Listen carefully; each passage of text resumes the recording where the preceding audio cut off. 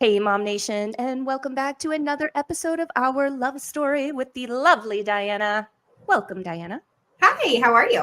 I'm doing well. How are you today? I'm great, thank you. Amazing. Great to see you as always. Likewise. It's my favorite time of the month. Same. Same. So, as usual, if you guys are just joining us, or if you don't know who we are, I shouldn't even say as usual because you wouldn't know what usual is. But if you are just joining us, Dyanna is a certified couples counselor, and we chat each and every month through different things that couples go through. Speed bumps in the road, obstacles, hoops, all the things that we deal with when we bring two people together that are raised completely differently, right? In completely different areas with completely different visions, goals, values, all the things. And how do we make it come together harmoniously? So that's what we're here talking about each and every month. And today, I'm kind of excited about this one. And I wish that I would have had this one back in the day when I had my newborn. But tell me, Dyanna, how many of your clients, and you may or may not know this, I'm just kind of, putting you on the spot here, but how many of your clients are completely ready for having a newborn? 0. Right? Right? What is ready anyway? That's so subjective. You know what I mean? Is anyone really ready for changes that they can't possibly predict how they're going to feel about it, Or even comprehend. I have told people time and time again, moms that are just barely pregnant, or, family members that just got married and they're kind of thinking about maybe doing the kid thing, right? I feel like I have this conversation all the time. And they ask, well, do you have any advice, or what did you do? Or, can you share something with me? And I always say honestly, I could share absolutely everything in the world that I know. You could learn, you could read books, you could watch videos, you could do all the things. And I still don't think you'll be completely prepared for how much of a amazing but very life-changing event it is. Absolutely. And stressful. Very stressful. I feel like when we were talking about, you've got a little bit of time to prepare because, pregnancy is a little while. And I remember talking about, what onesies I need, or what, pacifiers we're going to use, what bottles we're going to use, cribs, like all the things that I need, right? Like all the physical things that I need. But I don't recall ever preparing for the emotional need, for the time impact, for the recovery time, for what my body was about to go through, and I had no idea. Yeah, absolutely. And this is your partner's first time going through it too. It's your partner's first time going through seeing what that's like and supporting you in your recovery and having a newborn and being sleep deprived. And this is everyone's first time doing that. You know what I mean? So we're quite literally winging it in the beginning, you know what I mean, until we get our bearings. And by the time we got our bearings, they're probably not newborns anymore. Yeah, exactly. Isn't that fair? But what it brought, and this is not something that was ever shared with me. Like, again, I had those conversations too when I was a new mom. Hey, tell me everything that you know. This is not something that was shared with me, or even something that I thought about, but the impact on the relationship is giant. It's no longer just you anymore, just you two doing your thing. Like, there's this whole other very important thing that has come in, and that was really a big change. I mean, obviously having the physical change, obviously having a baby that you had to take care of and feed and all that kind of stuff was a big change. But my marriage was never the same. Mm-hmm. And I'm not saying that in a negative way. It just completely changed the dynamic of our relationship. Yeah, the roles change, your identities change, you're wearing a new hat, So your marriage is never quite the same after that. No. So we've talked about on the show, before you get married, you're all excited and you really like each other, like that's the good time to have those big conversations, right? Like, what are your hopes, dreams, goals? Do you want kids? Do I? We have a whole show on this, on things to hash out before you say. Mhm. So what about the things to hash out before baby comes along? And it could be a surprise, right? So we could have not very long to think about these things and to like, okay, we're doing this. It's here. You know what I mean? Or in some cases, it's something that there's a little bit more time and maybe some planning involved. Yeah, ideally, you'd like to have some of those conversations first. Obviously, they're not always possible, or have a lot of time to. But the approach or thought process of like, well, people have been doing it for, thousands and thousands of years, like we'll figure it out. Sure, yeah, you'll figure it out. But if you had a little bit more understanding and like shared meaning beforehand, it will probably make those things go a little bit smoother. And you'll probably come out the other side better for it because you've had those conversations and laid out what those expectations are. Totally agree. So what are some examples of topics? Yeah. So, the first thing that comes to mind for taking care of a newborn, like, is sharing responsibilities. First of all, you've got to be giving yourself some grace after you have a newborn, right? Your house is probably going to look like a tornado went through it, and that's fine. You know what I mean? We have to like recalibrate what our expectations are. Mm-hmm. But how do the roles and responsibilities change, right? If we have one partner that's in charge of, maybe the majority of like the house cleaning or buying the groceries or taking care of the dog or maintaining the pool or whatever, you know what I mean? Like, whose primary responsibility is that right now? And how is that going to need to change and adjust? Because we want to be proactive and not reactive, right? So it's reasonable to say that as someone is physically recovering from having a newborn, that they're probably not going to be doing the household chores and running to the grocery store and all of those things. So like, what does that look like? Can we anticipate doing grocery delivery for a few weeks? Or are you going to take that over for me so that, I can be home? Or like, what do those household responsibilities look like so that we still feel like we're like living in a peaceful, fairly recalibrated home, right? But that we're not being reactive and,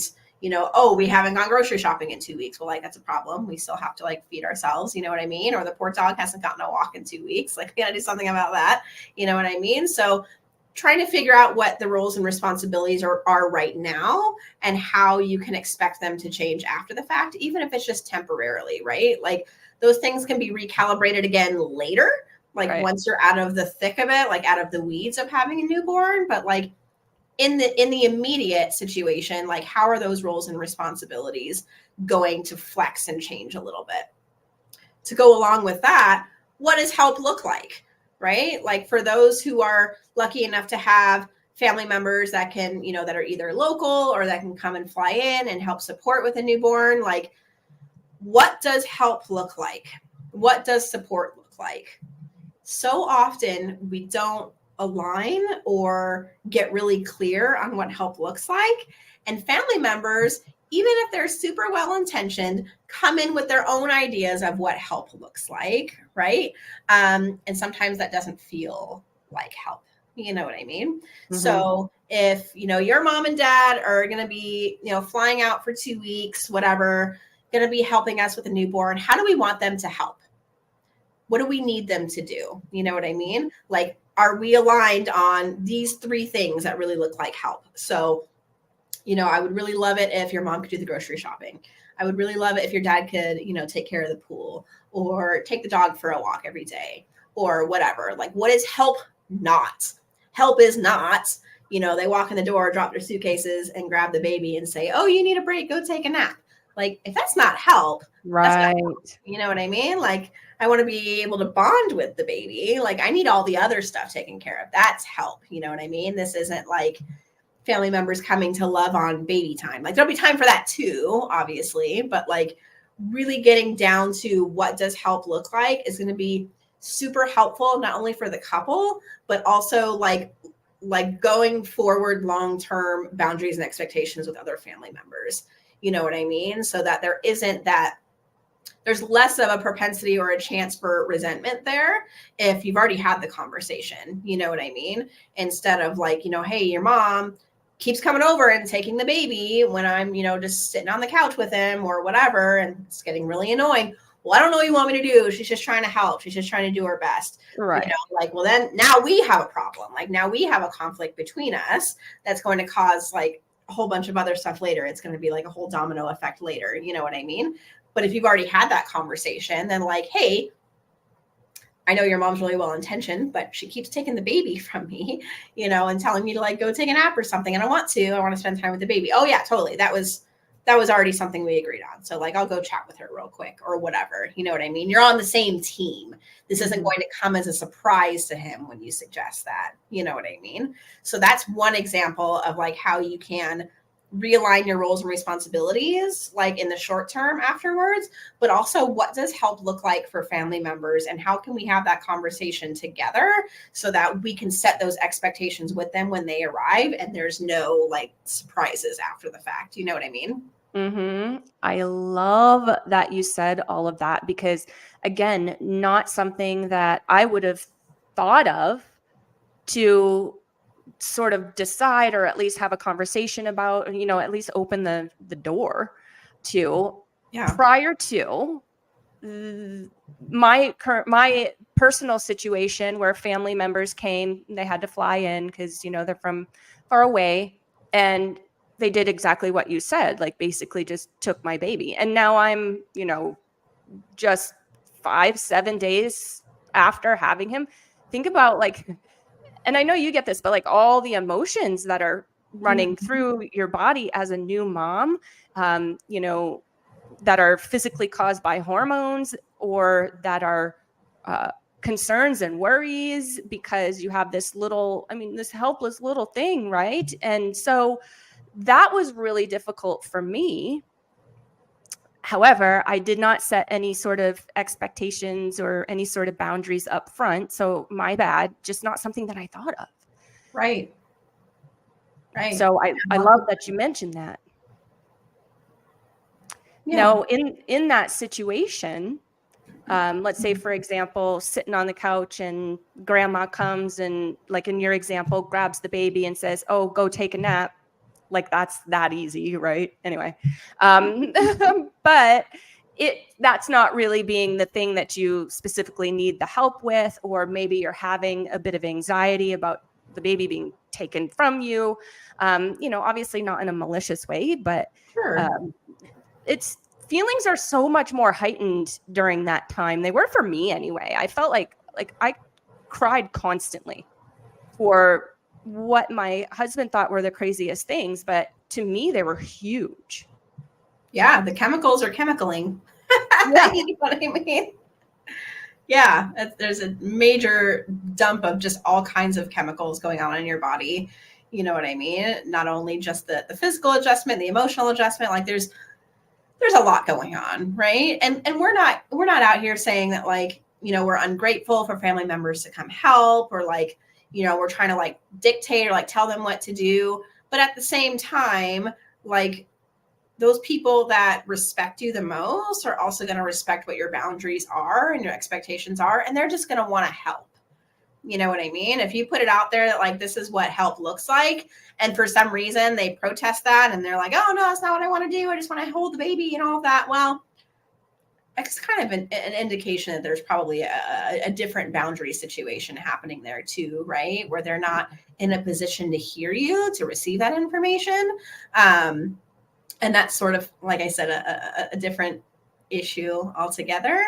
But we're certainly grateful for family members that want to come out and help. We just want to make sure that the help that we're being offered is what feels like help to us. You know what I mean? Mm-hmm. Yeah, absolutely. And, I know that we spoke about it a little bit at the beginning of the show, but I feel like it's also really important to consider that recovery period, to consider the things that you may physically, the baby having spouse may physically not be able to do. Maybe there was a C-section involved. Maybe, there's some things that are a little outside of the norm that is going to cause that mama to have a longer period of recovery time. And I never thought to talk to the doctor about this at one of the bazillion, you go in, you get measured, and you're in there pretty much every day at the end. And I never thought to be like, okay, so the plan is that, here's how we're having the baby. I didn't have a C-section, but it may needed to happen depending on how things go, right? Because things can go sideways. What does that look like for recovery if I have him natural? What does that look like for recovery if I don't? Because that is something that I feel like needs to be planned all in and of itself as well. Yeah, absolutely. Like setting your home up for, post-recovery, making sure that things are easily accessible, just having those expectations in mind already about how long this is going to be, what I'm going to need, how much time I'm going to need, you know what I mean? Because this is everyone's first time, right? Like this is your first baby. Like you don't know what to expect. You don't know that you're going to be, bleeding for 4 to 6 weeks, you know what I mean? And like the materials that you're going to need for that and the night sweats that happen, and, how frequently you're going to need, changing the blankets and changing the sheets and things like that. You know what I mean? Like there's a lot of the physical aspect of things that we're not necessarily prepared for. But if both partners really sit down and it's not about catastrophizing, it's about really being reasonable what your expectations are and what recovery looks like. You know what I mean? Because like nobody's really prepared for that, like what your body goes through, you know what I mean? And what I might need. You know what I mean? So like, let's stock up ahead of time of some things that like we might need, but also a healthy dose of grace goes a long way, right? Because physically this is like going to be a challenging time. So I'm not going to be able to do the things in the same way that I was able to do the things before. So having both of those partners like really aware of like what physical recovery looks like, and as much as they might not want to know like all of the details, you know what I mean, is going to make, mom feel very supported, knowing that like he's prepared for anything, you know what I mean? He's prepared for what that physical recovery looks like. And then he can also gauge like, how much time, if possible, he can take off of work too, to help with that physical recovery process. Not only is there like we just talked about, like the physical changes that happen after having a baby, but there's also the emotional changes. And I think something that often doesn't get talked about enough is really highlighting and discovering what potential symptoms can be for potential postpartum depression, postpartum anxiety, right?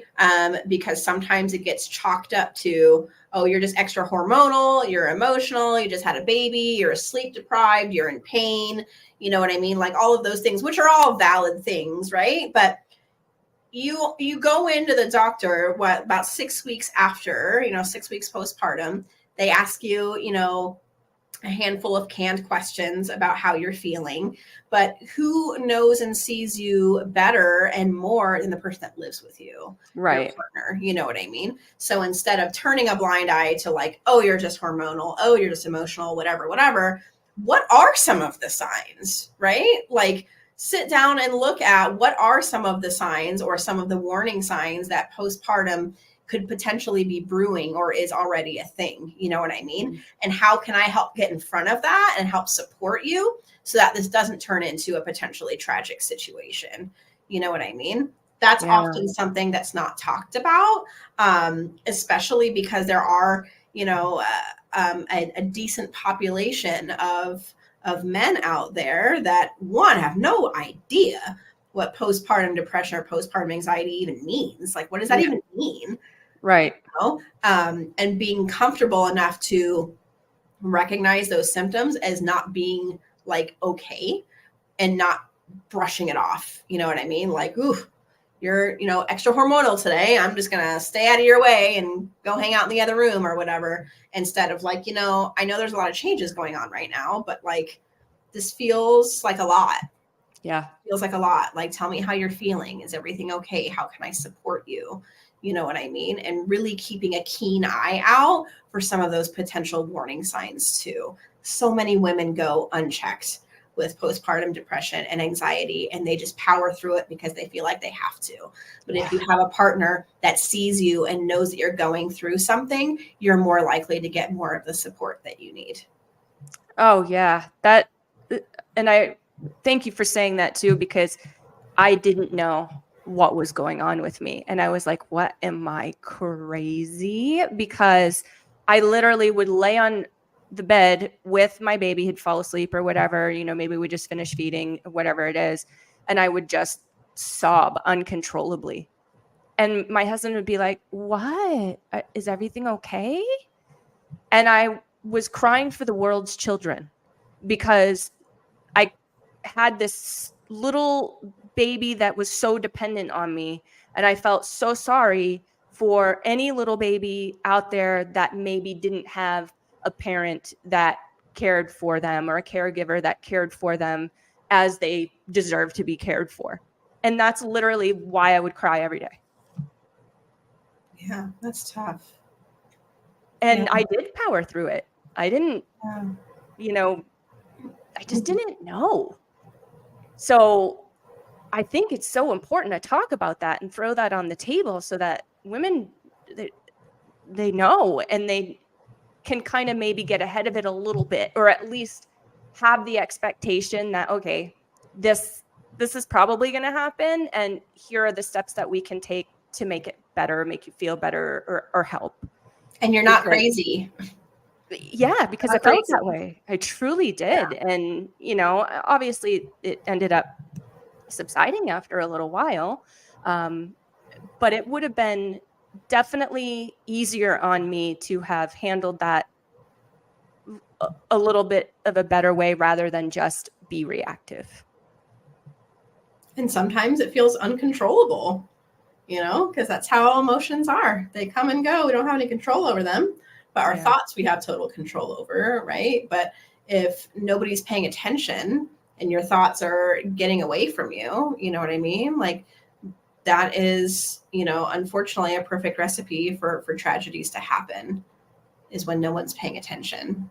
You know what I mean? So if you know that your partner is supportive ahead of time and that they're there and available to listen to whatever your thoughts are, no matter how crazy you think they are, being there just to validate and accept what you're saying, and also, being prepared to provide more resources if necessary. So important. So important. And that's not to say that dad's mental health doesn't matter either, because it does, right? Like the non-baby having partner has, their mental health is just as important too, right? Like they're going through changes as well. So looking out for each other is going to be clutch, you know what I mean? So a conversation to have beforehand is, if you're needing support, can I trust that you're going to tell me? Like if you're needing something, can I trust that you're not going to keep that to yourself, despite the fact that, I'm healing or I'm tired or whatever, that like, you're still going to come to me with that information so that we can figure this out together. You know what I mean? Because no one person's mental health is more important than another. I love that you said that. And I love that you brought up the non-baby having spouse. And a question just kind of floated to, it's not on any of my notes, but just kind of floated to the top of my head. When you mentioned that, they definitely are going through their own set of things too, right? Sure. And the baby having spouse, obviously has gone through physical changes, and maybe they're feeling a bit self-conscious about what their body might look like now. And do you, with your clients, are you finding that like the non-baby having spouse or partner has some trouble with that too? I find that partner struggles more with how that partner feels about themselves. Okay. It's not as often, not saying it never happens, but it's not as often as like, ooh, your body's changed and that's weird. You know what I mean? But more like, I'm having a hard time with you feeling that way about your body, because then therefore that's going to affect our intimacy. Right. You know what I mean? So like, I can't do anything to change the way you think about your own body other than providing you, positive affirmation, compliments, all of those things. But like that part's really hard. You know what I mean? Because that's not something that they have any control over. You know what I mean? Is there some, I don't want to say surprise, because we all know our bodies change afterwards, right? But like, is there some thoughts about, you know, oh, your body's changed like significantly, you know, since having a baby? Like, I feel like more often than not, there's more acceptance from that partner when the partner who's having the baby feels pretty good about it too. And I'm not saying we feel great about it, but like acceptance is key. You know what I mean? That like, my body has done a thing. My body has created life, and it's never going to be the same again. And anyone who expects it to be the same again, like, you're delusional, because that's just not going to be a thing. Right. You know what I mean? So yeah, to answer your question, it's more like kind of on the outside looking in, like, I can't change the way you feel about your body, but that's ultimately going to affect our intimacy and the way that we romantically connect physically. You know what I mean? So mom taking care of herself and doing things that fill her cup and make her feel good is inherently going to have a positive effect on the intimacy in the relationship. You know what I mean? Yeah. I feel like that can be a giant one for some couples, you know, depending. I feel like we can dive into any one of these topics so much deeper, but what a great overview. You know, just talking about the surface couple of things that we have talked about here. What a great overview for somebody that might, you know, be either planning or preparing or might be having a baby next week, as kind of a guide to, hey, quick, have these conversations. Let's have these conversations for what it's immediately going to look like. And, you know, this, like you said, diving deeper into some of these things in the future, potentially a different episode, but like, how do we want to raise our kids? You know, once they're already here, are we now having conversations about what traditions, tooth fairy, Santa, family vacations, grades, college, like what are our expectations for our kids in the future? You know what I mean? And if we're more proactive than reactive, we might have to pivot and renegotiate and adjust as life goes on, because that's life. They throws us curveballs, right? But if we're not having those conversations at all and waiting for them to happen to us, it is more likely that that's going to cause more conflict in the relationship. Yeah, for sure. Really important to think about that. And again, not a conversation that I had when, you know, our son was born. What about if both spouses, you know, maybe they believe in different religions or they have different spiritual beliefs? How are we going to come together? Or is it going to be your religion, my religion, a mixture of the two? Like, how are we going to do that? And I have some friends that have children, and one spouse is a certain religion, and the other spouse is the other religion, and they blend it, and it's beautiful. You know, but I guess it just depends on what your preferences are and your expectations are. But what a great conversation to have. Absolutely. Not a, we'll see what happens, you know, like, no, let's have that conversation now.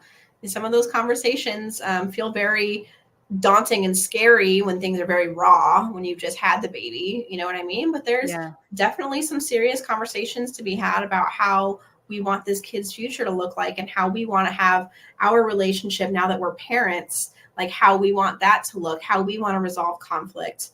You know, gosh, it's, you know, you never want to think about it when your baby's first born, but like, what happens if something happens to both of us? Can we align on like what happens, like where the baby goes, like who takes care of the baby? You know what I mean? Again, super unpleasant conversations to have when they're like brand new. But before you know it, you know, they're going to be 10 years old, and maybe we haven't had the conversation yet, but we've had a whole bunch of conflict along the way. You know what I mean? So it's almost better to front load some of those conversations. So much better. And what you just said is giant, because anything can happen at any time. My spouse and I can be in the car on our way to go pick up our son at school, and the unfortunate thing happens, right? So then what does happen to my son after that? And that is so huge to have figured out and spelled out, and the family members or wherever, you know, your choice is, that who would ever care for your child is aware. or has accepted that responsibility. These aren't things that you can just assume, because what ends up happening to the child when those things are not in place, if a tragedy strikes, is definitely can be very scary, and is a huge, huge change. Now they not only lost their parents, but their entire life, the landscape of their entire life is different. Absolutely. And Yeah, that's one trauma on top of another. Yeah. And again, I get the chills all up and down my body, because not something that we like to talk about or even think about, right? But not, my son wasn't very old when we put that stuff in place, but not something that we even thought about. Again, we were just getting bottles and onesies and towels and all that. That's what we were doing to prepare, Yep, absolutely. It's reasonable. Yeah. Well, like I said, we can dive into any of these one topics, and I think that we should for future episodes. But I'm going to wrap this one up for now, because I think it's a great guide, a great overview for anybody who is thinking about or about to have their very first newborn. Anything else that you'd like to add that we didn't cover?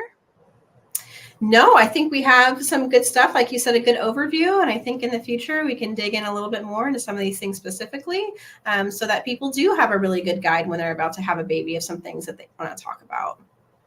Yeah, totally agree. Well, thank you again for your time and expertise and for being with us today. Thank you for having me. You're welcome. And for those of you who want to check out any of our previous episodes, Dyanna and I have been doing this for years now, years with an S. Years. Yes.